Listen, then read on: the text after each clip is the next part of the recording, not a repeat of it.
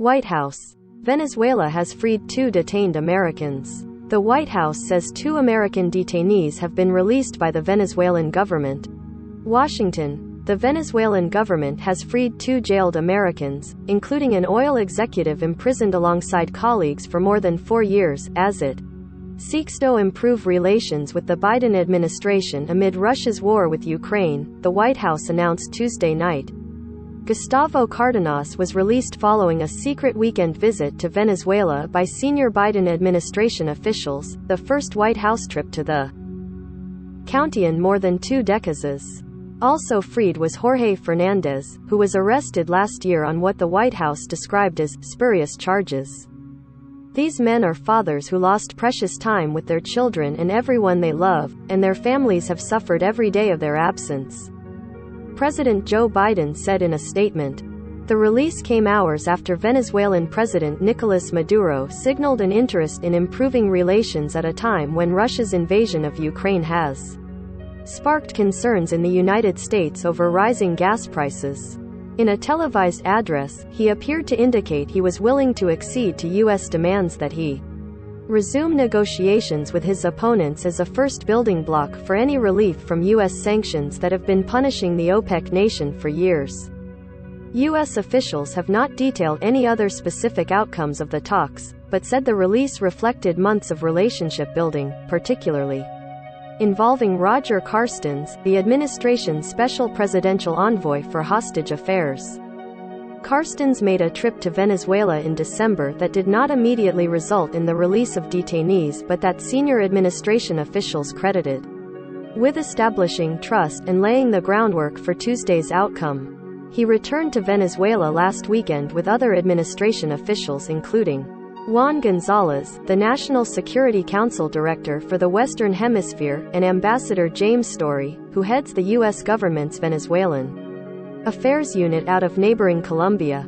The Biden administration described it as the first Venezuela visit by a White House official since Hugo Chavez led the country in the late 1990s, and a rare opportunity to discuss policy issues with the Maduro government. One official described it as a constructive, diplomatic but very candid dialogue, and that did not entail any quid pro quo but allowed the Biden administration to share its view of the world with Maduro.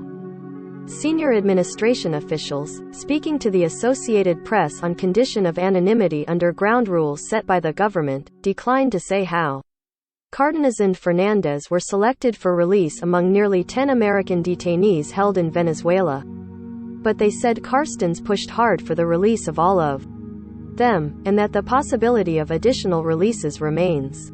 Cardenas and 5 other executives of Houston-based Citgo, a subsidiary of Venezuela's state-owned oil giant, had been in detention in Venezuela since 2017 when they were led away by masked security agents while at a meeting in Caracas.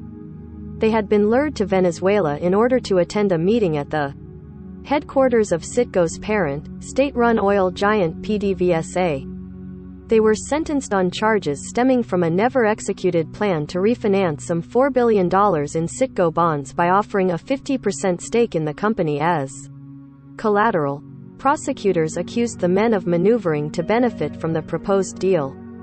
The U.S. government pressed for their release, calling them wrongful detainees held without a fair trial. Besides the other members of the Citgo Six, several other Americans remain held in Venezuela.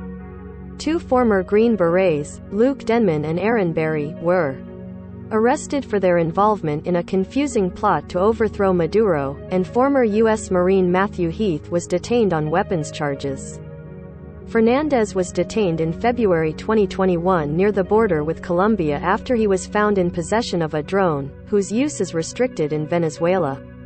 He was accused of terrorism. Gonzalo Himiab, a lawyer and vice president director of Foro Penal, said in a statement that the end of an arbitrary detention should be celebrated but warned off the consequences that can come from an agreement like the one that led to Cardenas' release.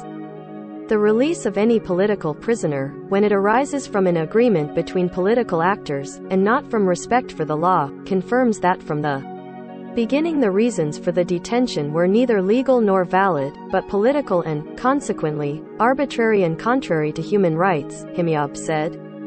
The weekend discussions came a little more than 3 years after the U.S. broke off relations with Maduro and recognized opposition leader Juan Guaido as Venezuela's legitimate leader. The talks came together after months of back-channel efforts by intermediaries, American lobbyists, Norwegian diplomats and international oil executives, who have been pushing for Biden to revisit the so far unsuccessful maximum pressure campaign to unseat Maduro that he inherited from the Trump administration. But the impetus for the outreach to Maduro, who has been sanctioned and is indicted in New York on drug trafficking charges, took on added urgency following Russia's invasion of Ukraine and ensuing U.S. sanctions.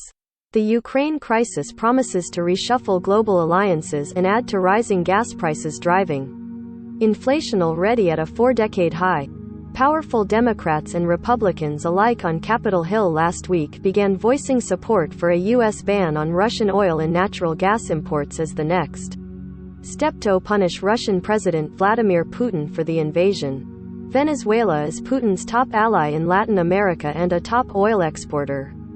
Its re-entry into U.S. energy markets could mitigate the fallout at the pump from a possible oil embargo on Russia. But the discussions in Caracas were quickly condemned by top Democrat and Republican senators. U.S. Senator Bob Menendez, the Democratic chairman of the Senate Foreign Relations Committee, said Biden's efforts to unite the world against Putin should not be undercut by propping up Maduro, whose government is under investigation by the International Criminal Court for possible crimes against humanity committed against protesters in 2017. Garcia Cano reported from Caracas and Goodman reported from Miami.